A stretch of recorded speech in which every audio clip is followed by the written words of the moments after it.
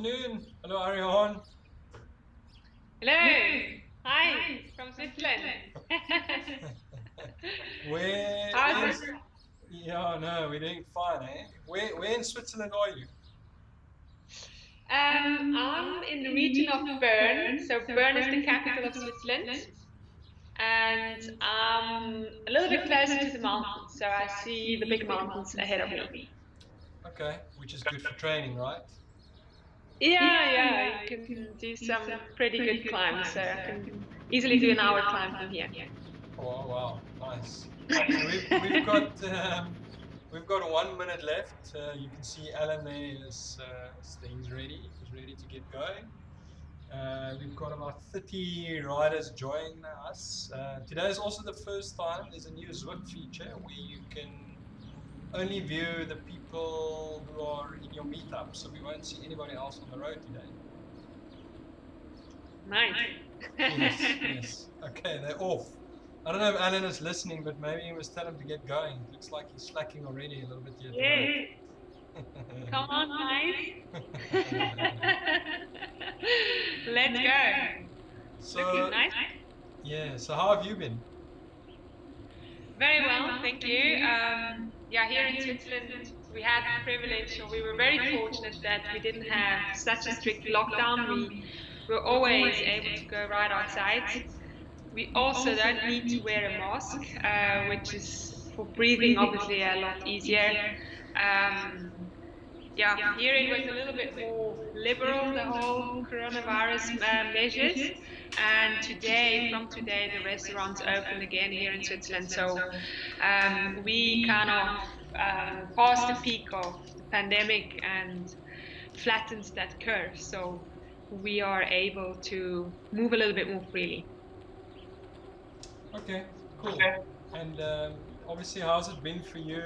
You've been there the whole while. I think straight after the Epic, did you go back home? Well, yeah, once we knew that the Epic was cancelled, it was first kind of reorganizing the whole team. We first had to get home. We had quite a bit of staff from Belgium coming out to support us in South Africa. And yeah, we first had to get them all home safely.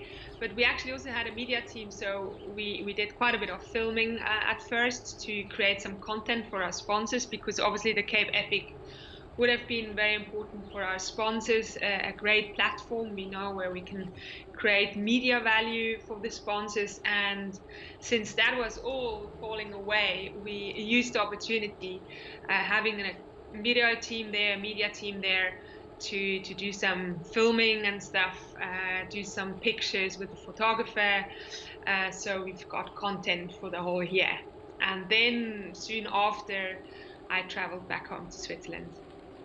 Oh, okay, cool. And you're not training for anything in particular at the moment, are you?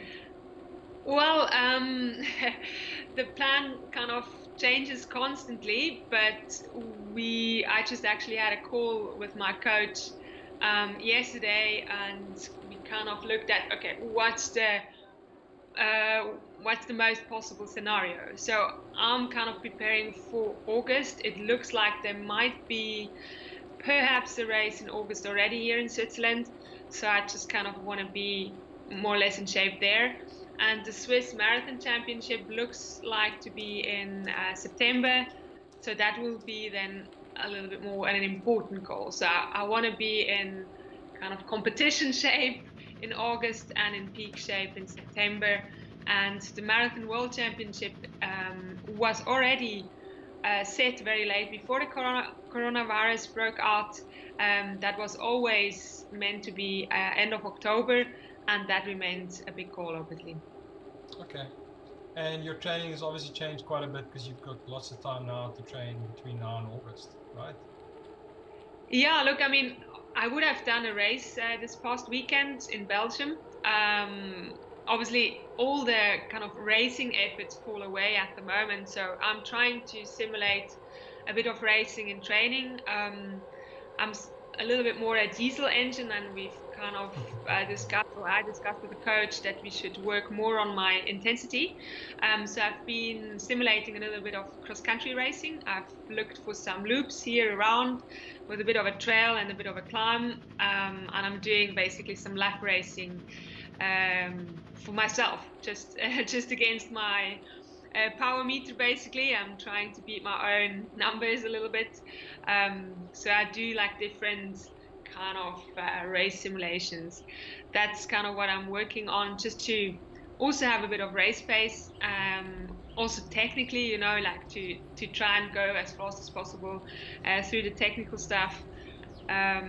But yeah, I also have time to work on other stuff, a bit more gym, for example. I'm gymming twice a week at the moment. Yeah, a little bit of everything. Last week I had a rest week though. We kind of thought I needed the time a little bit to reset. So last week was a pretty easy one. Okay, so a bit of a break week or what? Yeah, just to reset a bit. And what did that look like for you? Well, I just had some 2-hour rides. So I did still Monday and Wednesday at the gym, and all the other days I basically did 2 hours, relatively easy, basically just discovering some new trails in the area. Okay. And you mentioned technical riding, or your technical skills, and what is it you're still working on?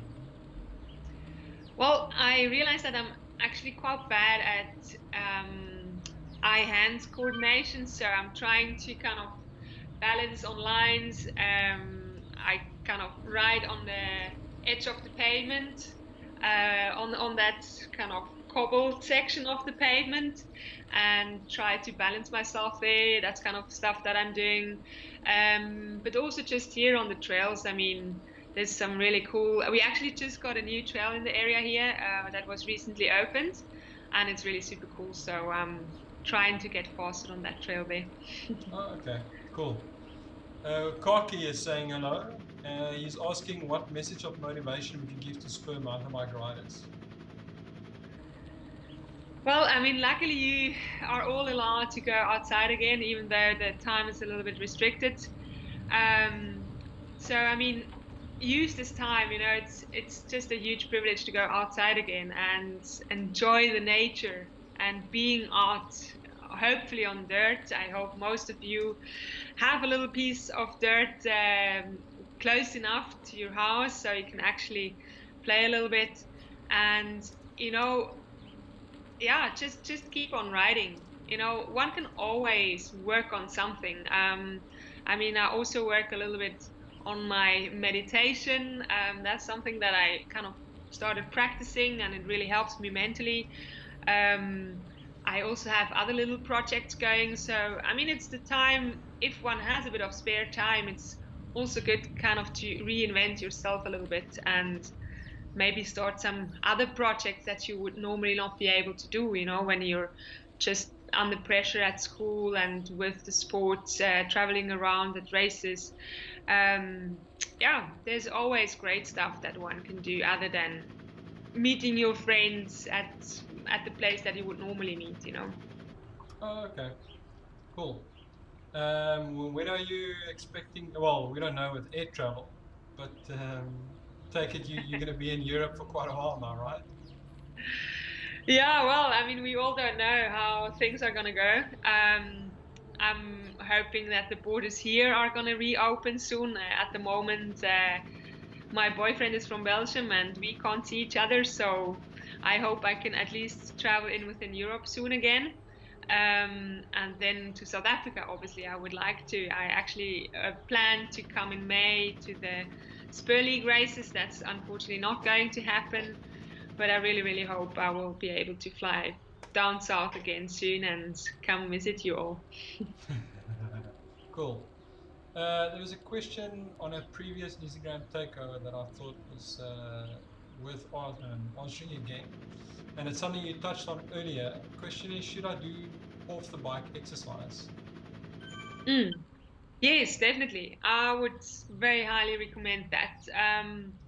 Mountain biking, you need your whole body to ride technically really well. So don't just train your legs. You need a strong core. You need a strong upper body to absorb all the shocks that go through your body when you go down a downhill that's very rough. So definitely train other stuff than just mountain biking, and especially also when you're a little bit younger, I would highly recommend that you also do some other sports, school sports, whatever you can do. From a certain age, you obviously need to decide a little bit more where you want to put your main focus.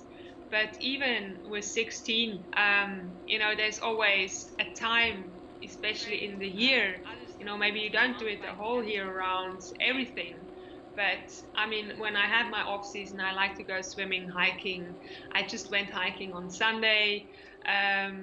Whatever you want to do, obviously there's certain times where you really need to focus on the cycling, especially when you're a little bit older already.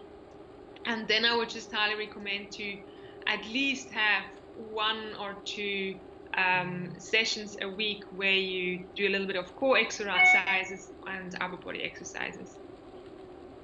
And is that general exercises, or do you have them specific exercises worked out by a coach for you, right? Yes, my coach gives me a program. So I normally have like 2 to 3, or actually 2 leg exercises, the leg press and squats. That's kind of what always stays the same. I need to sometimes adapt them a little bit depending on which gym I'm working out at. So at the moment, I don't have a leg press machine. Then I'm doing basically, how do you call that? Like step ups with some weight on the shoulders, like a bar on the shoulders, instead of the leg press. Those 2 always stay the same. I do some push-ups, some sit-ups, some back extension, like a little bit of everything. But the 2 leg exercises, they are kind of the main focus. That's the 2 exercises I do at the very beginning of the gym training, and that's kind of where I try to increase the weight step by step. Okay, cool. And I know this is a question you get often, but how many times do you train a week? I normally do a little bit of something every day. I have at the moment Monday and Wednesday only gym training, so that's kind of the off the bike days. They are also a little bit shorter, so gym days are normally about 90 minutes of exercising. I run to the gym, do about an hour gym, and run back home.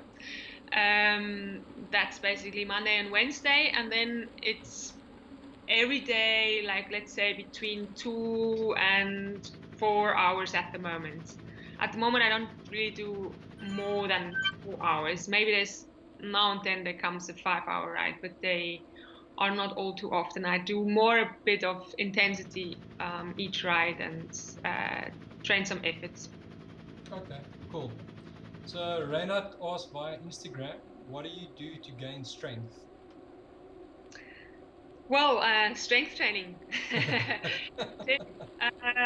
I lift weights, and I try to basically in my off season, that was in November, there I kind of increased the weights every, like in the beginning you can almost go up every week a little bit, and then at some stage you just hit your kind of weight that you stay at, because then I started endurance training again, and then you're obviously a little bit more tired going into the gym, and then it kind of remains the same more or less throughout the season. So I don't just keep increasing the weight.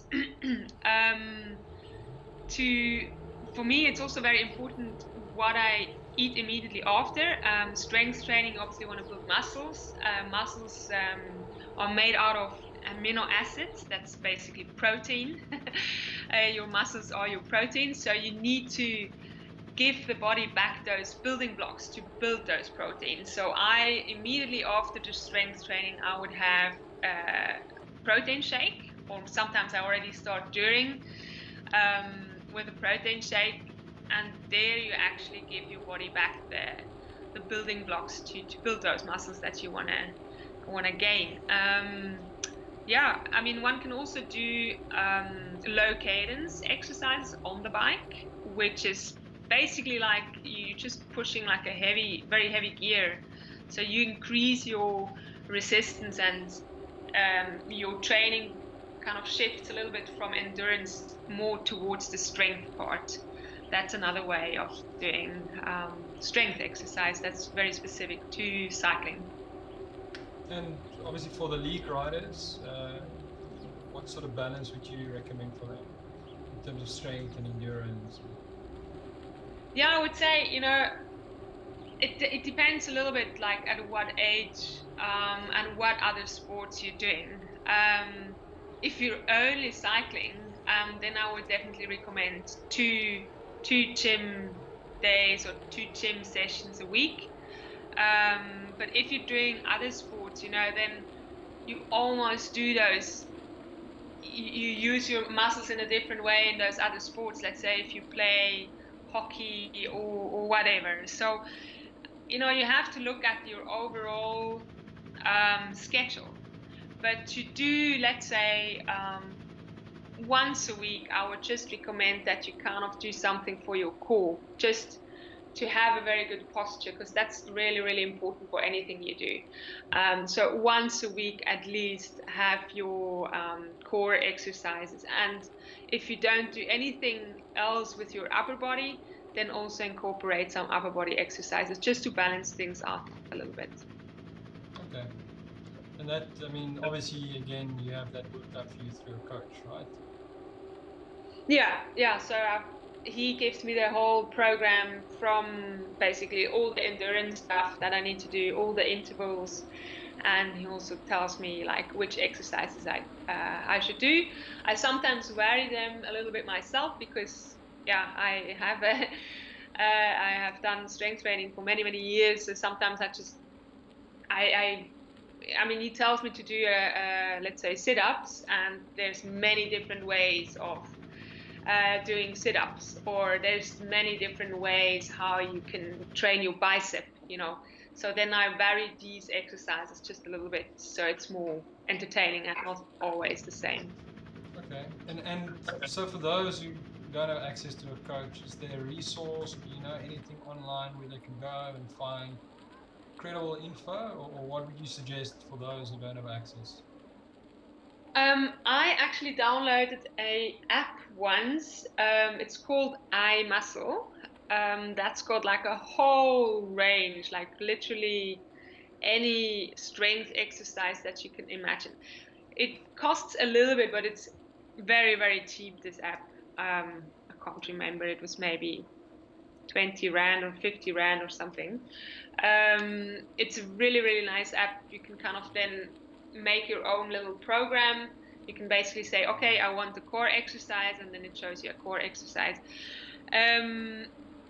Although there, one also has to know a little bit how to do these.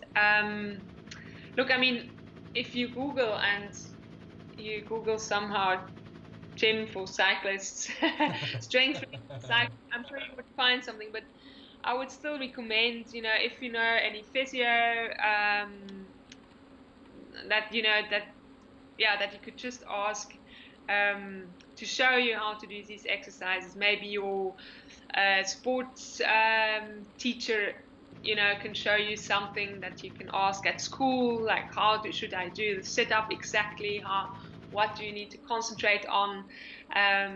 You know, just ask people that should actually know about these things, like a coach, like a sports teacher or something like that.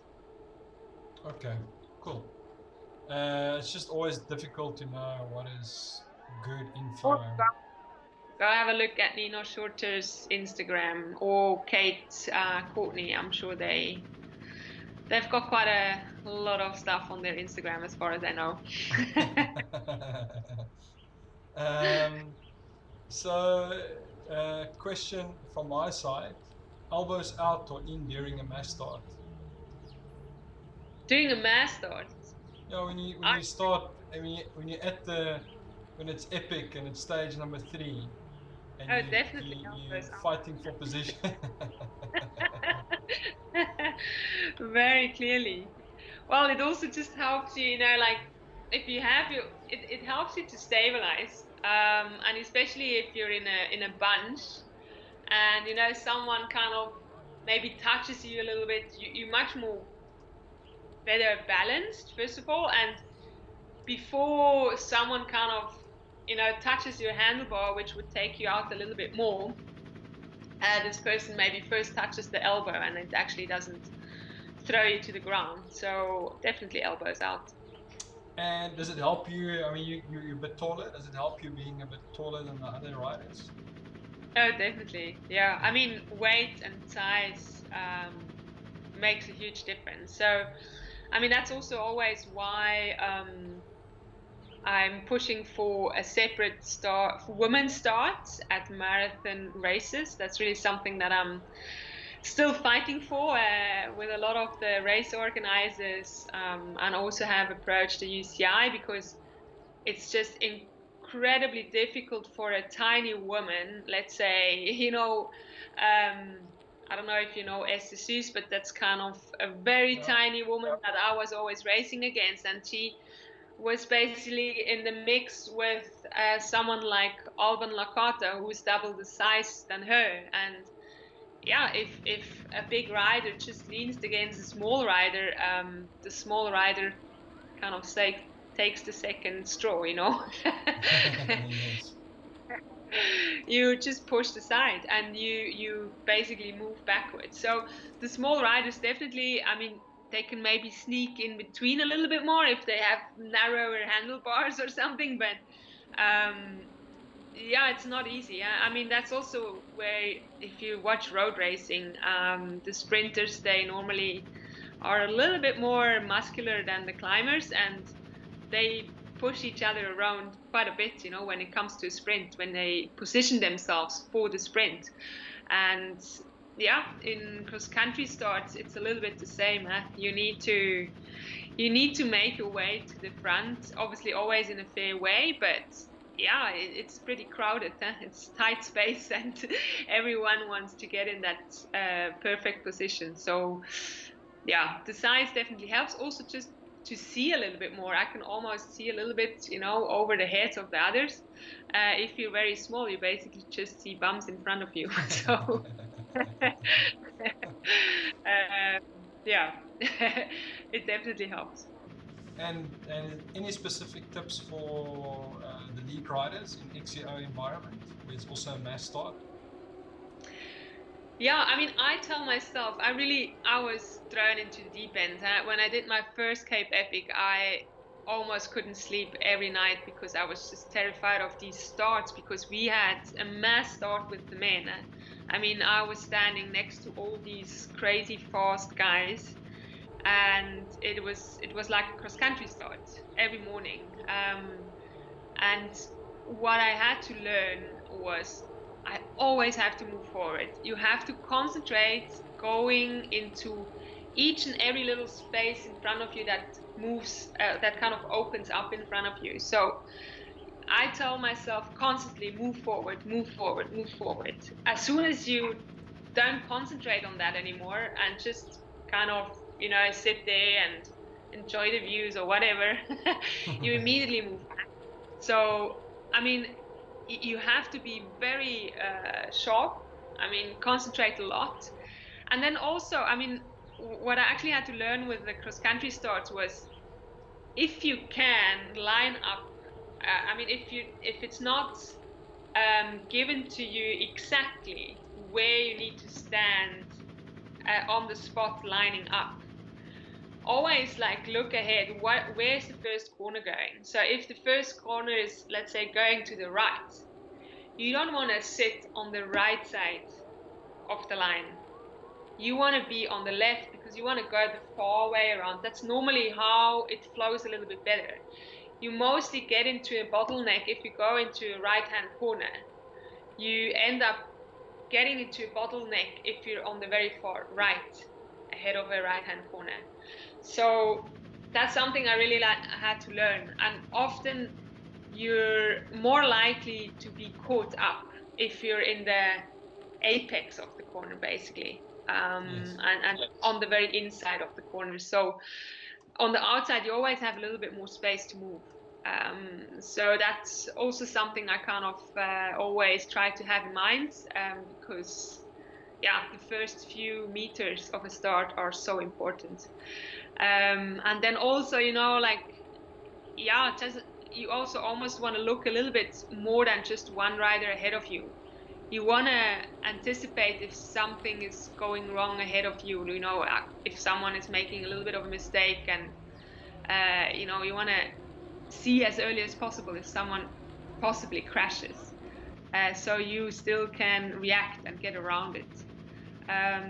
So don't just look like right ahead of you, but actually see stuff coming, and also, you know, already know exactly, okay, here's maybe a rock or there's a root which I definitely shouldn't hit, because it might take me out in the very first few meters. Okay, cool. So let's just want to say hello to Annelies. She's the president of the school cycling South Africa. You met at the finals last year, you'll remember. Yep. She's asking, what advice would you give high school girls wanting to start participating in the league for the first time? Well, I mean, maybe join someone that you know. Get a bit of tips from that person at first. You know, it always helps to go to a new place, to a new event with someone that you know. Obviously, you want to be a bit prepared. So, first of all, know how to ride a bike, do a little bit of skills training, especially. Make sure that you've seen the course before, so you want to know what you can expect.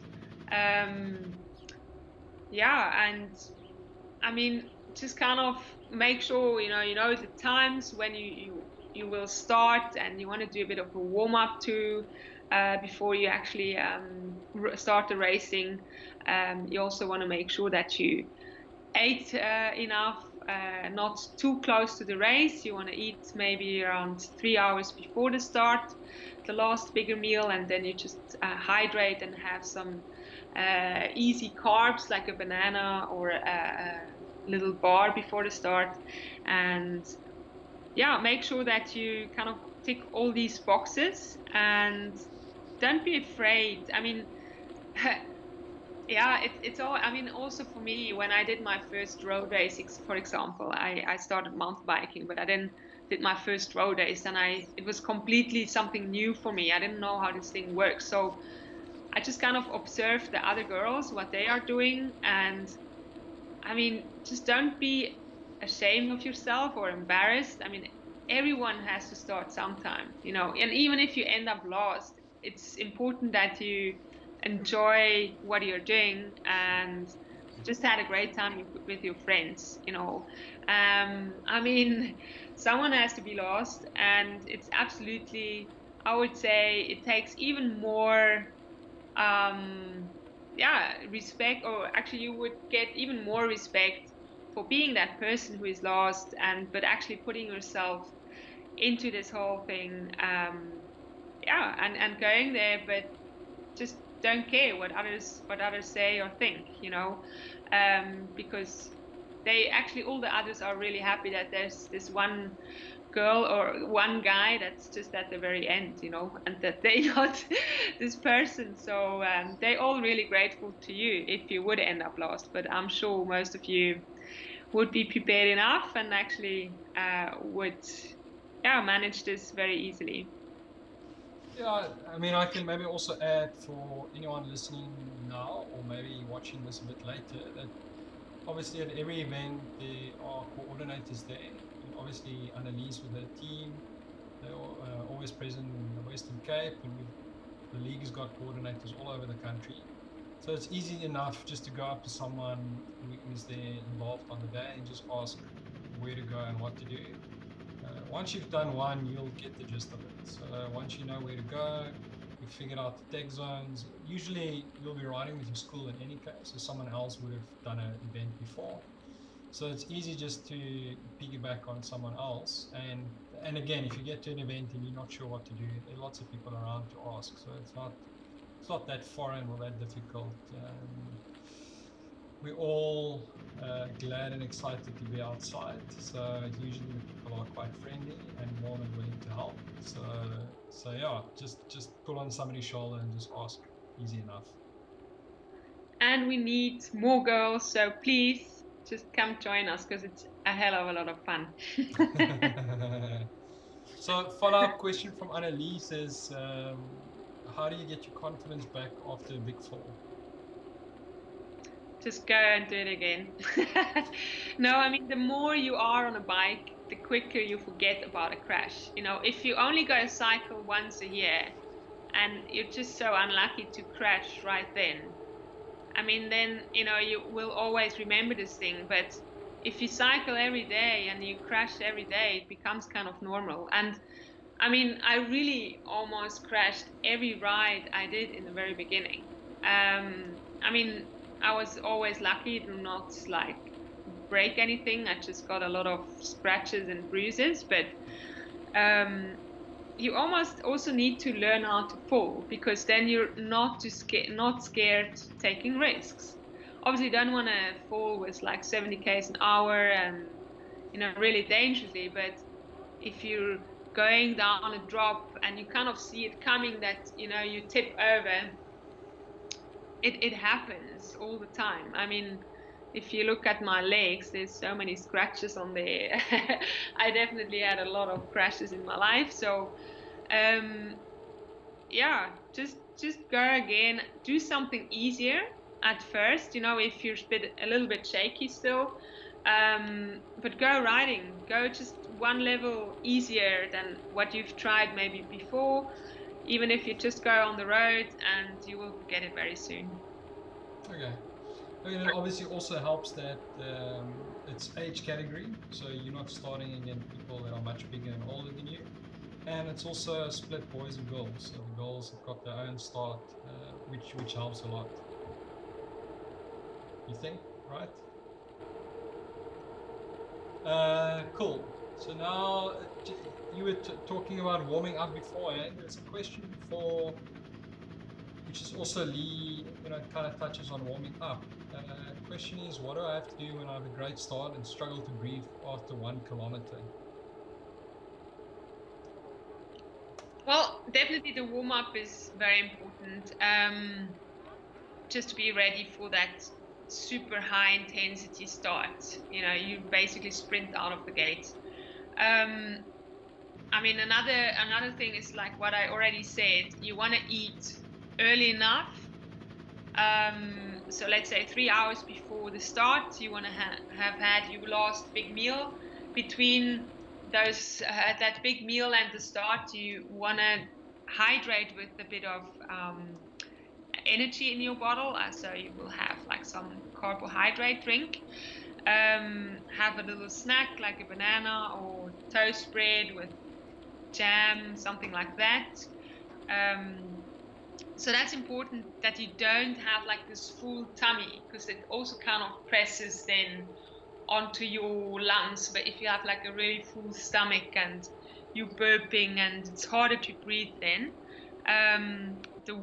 During the warm-up, what is also important is that you don't just ride all the way easy, that you actually do a bit of intensity during the warm-up as well. That's quite important. And then it could also be, look, that you may be a bit nervous. So you want to really calm yourself down. What I do for that is practicing to attend to my breathing. I kind of just concentrate on my breathing and not too much on my thoughts and the noises around. So normally, you know, one has like all kind of thoughts in the head and what could go wrong and whatever, that kind of makes you panic a little bit. So it's important that you like kind of calm yourself down, that you slow down your breathing if you're very nervous. And if it's in the race where you like, you know, start kind of hyperventilating, there as well, just concentrate on breathing out and not just breathing in all the time, because that's kind of what hyperventilating is. Yeah, that's basically what I can think of. And if you, let's say, really kind of feel like you're breathing through a straw, it might be that you are actually asthmatic. So then you need to see a doctor and maybe check whether you have some allergies or something like that. Okay. So, I mean, you've raced or ridden with the girls in the league. I know at the finals, every event you participated a little bit. What is the field like, or what does the future of cycling look like for you? I mean, I'm now the 5th year an ambassador for the Spur Schools League, and just in those 5 years, it's developed massively. And if I even think a little bit further back, you know, when I kind of came into South Africa and the first time heard about the Spur League, it was incredibly small. And when I did cross-country races, you know, I was maybe standing with like 3-4 other ladies in the start line. Now when I go to Spur League race, there's 30-40 girls at the start line. I don't know how many guys are there, but like a lot. And you need those numbers. I mean, there's always a percentage that, you know, stops or goes into another sport, but from this mass, there will be some of them that will pursue the cycling. And I've seen a lot of amazing riders in the Spur League, technically extremely talented, super fast. You know, they definitely have physically and technically everything to be a good rider. But it takes a lot, and you just need to be extremely consistent. So, I mean, you guys are maybe, I don't know, 15 years old. I'm 36. You still have 20 years ahead of you. You know, if you make it for another at least 10 years, I mean, then we're talking again. And that's a long time. So you need to keep it as fun as possible for as long as possible. And you just need to constantly work on yourself. You don't need to win the next race. It's not important. You need to just constantly improve yourself and learn. I mean, also learn how to lose. Very important, you know, to cope with these emotions, what happens. And also, I mean, if you lose a race or haven't had your best race, that's when you actually learn, oh, what have I done wrong? And you will most likely not make that mistake again. So you already improved a lot. And there's so many different things. There's so many different courses, different technical features that you need to learn. It's just really important to always keep progressing and take step by step, you know, and really plan long term. That's super important. Just by chance, looking now at everybody participating, and I see there are 2 girls. So Anneke, I think she's from, is it Helpmekaar? I know she's from Hardtail. She's in green sprint jersey, and Lenal from Kiro Mossel Bay is in the KOM jersey. So you've got 2 girls taking the jersey honors. I don't know what Alan is doing. Yeah, well done. He's maybe taking a recovery run. It's hard to see with his avatars. Who's a girl and who's. Well, I know from obviously being involved, you can't really see. We said hello last time around, but Marley Blom, you'll see she's riding with the New Zealand flag. She's actually in New Zealand at the moment. It should be 2 or 3 o'clock, and she's joined us for just about every ride so far. Never miss a ride to ride with South Africans. You want to say hello to her? To the Kiwi. Yeah, to the Kiwi. But she's a South African at heart. She's a good person. Anneliese suggests maybe a girls' mountain bike workshop in the future would be great.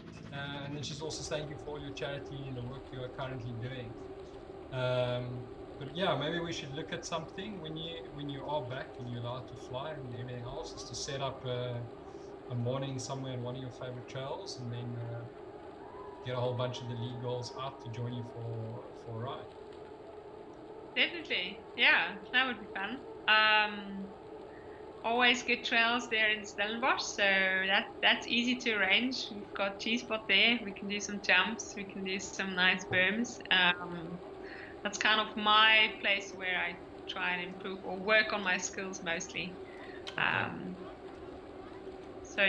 Yeah, hopefully we can make it happen this year.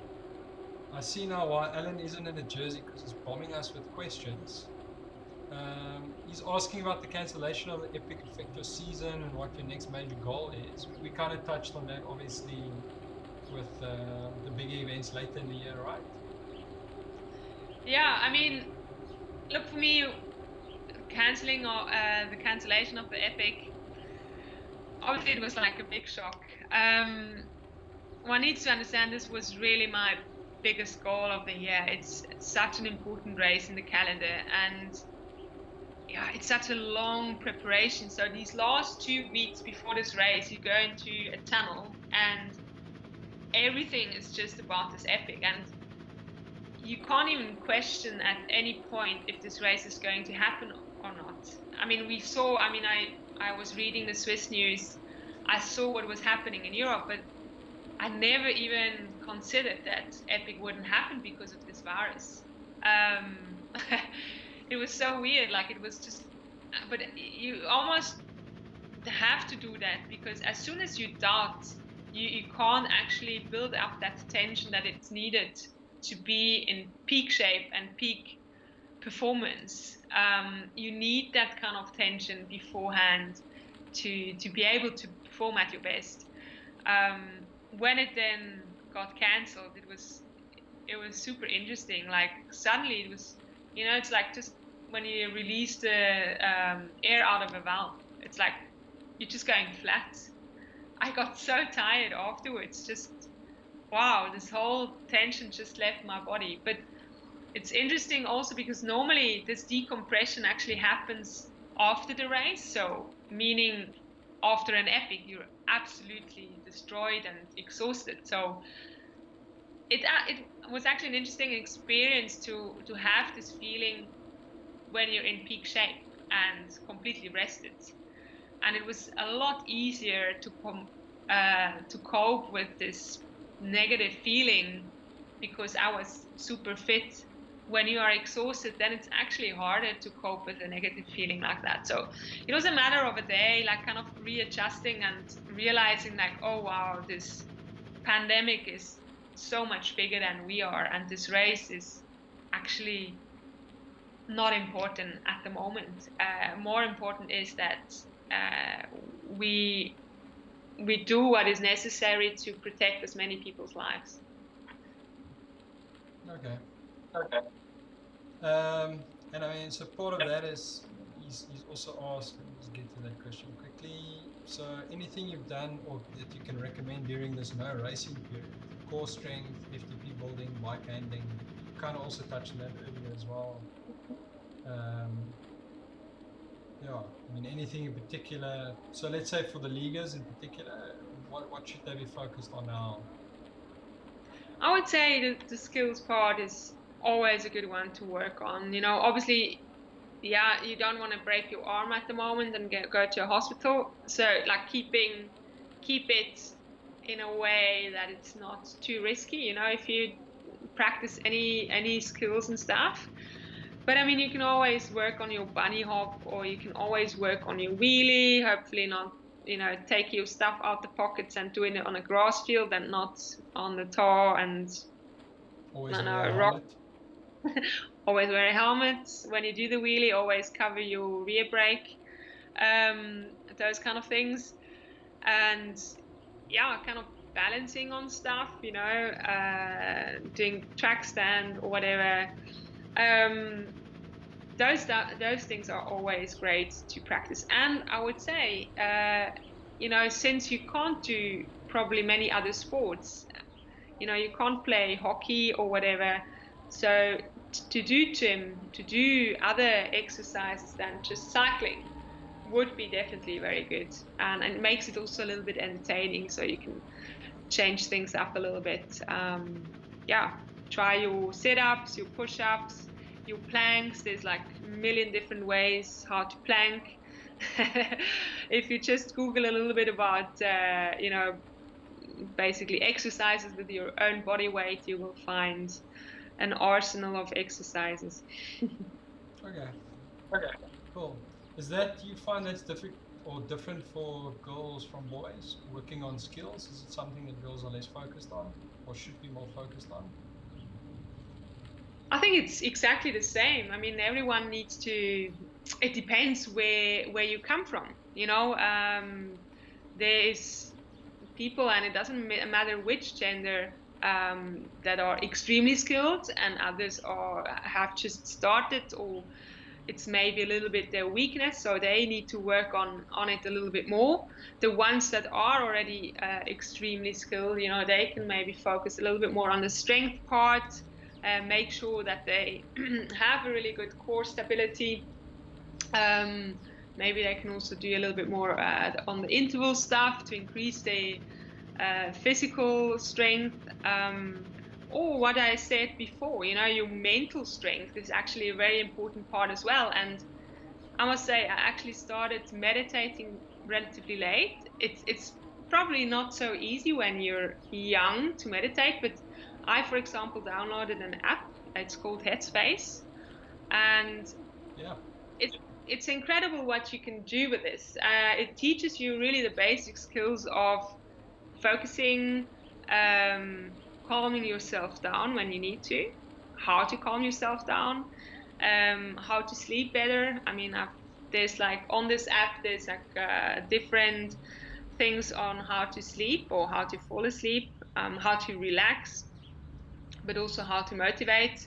And I think that's actually a incredible important skill, how to do this. And it's not just done with, it's really something that you need to practice all year round, just as much as physical training. So I basically do it every day, 10 minutes. I do one little session of meditating. And yeah, over time, you start to realize like, oh, wow, I can actually use this tool to help myself sleep better, or to have a less busy head, you know, especially if you have schoolwork to do and all kinds of stuff in your head. It's sometimes difficult to shut down in the evening. And this meditation app really has helped me with those kind of things. Okay. There were a couple of questions from Instagram, our Instagram story earlier. Damian Steyn asked, Hardtail or deal sus for the league races? I would say Hardtail is actually really a good bike. Because you know, to have a good hardtail, you still spend less money than to have a really good full suspension bike. I mean, I do in South Africa, I normally do prefer the full suspension, but the league races, they have pretty tight courses. You actually need to accelerate quite a lot. And a hardtail still actually accelerates a little bit better than a full suspension, where the power transfer isn't as direct. You always lose a little bit because of the suspension, and it's heavier. Hardtail is lighter. So, and especially, you know, you guys are a bit younger, you're also a little bit lighter therefore. So a hardtail for you often suits a little bit better, and it teaches you to ride cleaner. It's more difficult technically. It's less forgiving. Full suspension bikes kind of forgive you a few mistakes, and it's actually not too bad to start off with a hardtail because it gives you direct feedback if you've made a mistake or not. You know, if you hit the wrong line, you're just gonna bounce all over the place. So you actually have to choose better lines, and you need to ride technically cleaner. So I find starting off with a hardtail is actually quite great, and later on, when you're also a little bit taller and bigger, then at a later point maybe a full suspension. When you're getting into the under 23 category, if you're still racing, then I would maybe look into a full suspension bike. Okay, cool. Christian also asked on Instagram, what was the hardest race you've ever done? Boy, it's quite difficult. There's a few. stage race, yeah, it's hard to decide between. It's either the 2012 Cape Epic. There we had 143k stage, 143 Ks. It was pretty long. And after that, there was like this crazy windy day. And the day after was just incredible rain and crazy cold suddenly. So I think that was the hardest epic I've ever done. But another one was the Cape Pioneer in 2011. I remember they said in the beginning of the week, like they made a rating of the stages, and they said like, yeah, stage 2 is like the second hardest stage. And I remember I came back from stage 2 and I actually wanted to die. I actually wanted to sell my bike because I was just absolutely finished. We walked for an hour that day and my shoes were, I mean, they were absolutely gone. I had holes. My toes actually stuck out because the carbon was just worn off. So that was pretty rough. And that was only the second hardest stage. So yeah, that was. So I was like, oh wow, what is still gonna come? I don't know. Walking for 2 hours. Yeah, that was really rough. Yeah, after this race, I almost quit my career, but luckily it was off season afterwards, and I could forget the pain again. The hardest one. Yeah. The hardest one race. It's a little bit between. Atterquas is a pretty hard one, but then we also have one in Switzerland, which is 7.5 hours. It's my finishing. So, and you go up to 2,700 meters. You go over a big pass, and you walk for 20 minutes, basically on a gradient, 30% more, probably even more. I don't know, like definitely 30%. You can't possibly ride. You feel like every step is like just going backwards. Yeah, gravity is really pulling hard there. So on that, I mean, the toughness of it, Andre also asked on Instagram, how come you're always so happy and what's your drive? Well, I'm definitely not always that happy. There's many days, or there were many days in my life where I was very unhappy. That's also got to do a little bit with my illness that I have. It's depression, but we're going to talk about this a little bit more at another occasion. Well, I think it's actually just my big teeth, you know, they stick out like this and it always looks like I'm smiling. So I can cover it up quite nicely when I'm not so happy. And for you, so we've got 10 minutes left, not much left, but a couple more questions. But on that, the winning and the losing, is it the winning that drives you? What is it? Is it the thrill of cycling? What is it that motivates you to train as much as you do? Well, it changed a little bit. I think in the beginning, I just had to win. It was something like, I was at, yeah, it's got to do with that whole depression stuff. I will explain it a bit more in depth, but it basically was a little bit a race about life or death for me, where I was so unhappy about myself if I didn't win that it was the end of the world for me. And that just drove me like crazy, but it wasn't healthy. And now it changed a little bit. For me, I want to do well. I mean, for me, it's always kind of a challenge how to become better, how to get the best out of me, how to be the best version of myself. That's kind of a fascination that I have to figure this out.